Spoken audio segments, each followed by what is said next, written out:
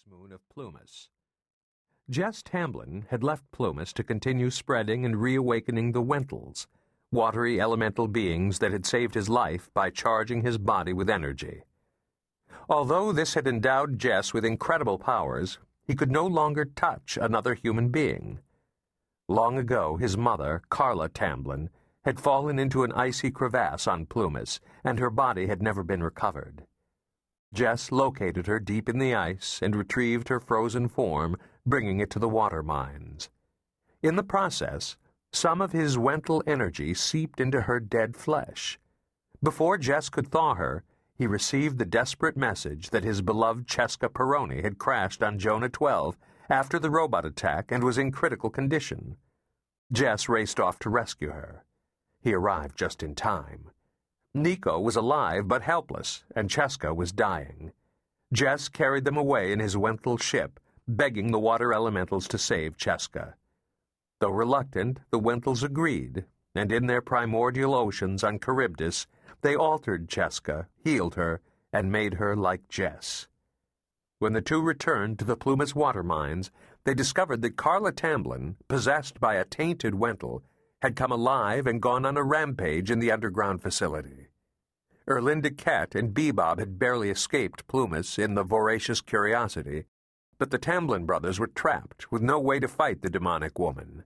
Jess and Cheska needed all of their Wental strength to defeat the tainted Wental. Jess's sister, Tasia, who had left her Romer family to join the EDF and fight in the war, was captured by Hydrogues and imprisoned in a bizarre cell deep within a gas giant. There she encountered several other human captives, including her friend Rob Brindle, who had disappeared 5 years earlier. Tasia and her fellow prisoners were tormented by Hydrogues and their sinister allies, the Black Klikiss robots. Pretending to cooperate with the Hansa, the black robots had covertly included special programming in thousands of soldier copies that were manufactured to assist in the war effort. When the time was right, Cyrix triggered that programming, and the computer virus caused soldier copies to rise up all across the spiral arm. On ship after ship throughout the EDF, they turned on the human crews, slaughtering them and stealing Earth's battleships. At the Copy Manufacturing Center on Earth, soldier copies boiled out in an attempt to take over the city, and the desperate Hansa chairman, Basil Wenceslas, had no choice but to call in an airstrike to wipe out the factory and all human soldiers fighting in the vicinity. Expecting a public outcry, the chairman conveniently let the figurehead King Peter take the blame for the tough decision. Peter had spent years resisting Basil, going head-to-head with the chairman on his bad decisions. For more than a year, Peter had expressed concerns about the Klikiss-programmed soldier copies, but Basil had severely reprimanded him. After the revolt, Peter's foresight was obvious to everyone, and Basil Wenceslas hated to be wrong.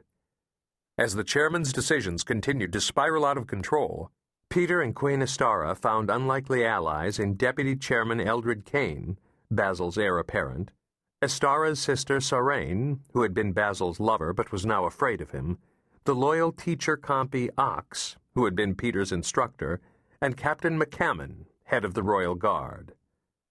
Upon learning that Queen Astara was pregnant, Basil commanded her to have an abortion because he did not want his plans complicated by a baby at this crucial time. When Astara and Peter refused, Basil accelerated his plot to get rid of them. He even brought out a replacement, bratty Prince Daniel, who made no secret of the fact that Peter and Astara would retire soon. The king and queen knew they had to escape before Basil killed them. After the Hydrogue depredations worsened and the soldier compy revolt stole the majority of the EDF fleet in only a few days, the chairman saw that Earth was terribly vulnerable. Having already cut off contact with many Hansa colonies because of a shortage of star drive fuel, he now abandoned every remaining world to concentrate his defenses on Earth. Ignoring the protests of the orphaned colonies, he summoned all functional vessels and placed them into service to protect the Hansa.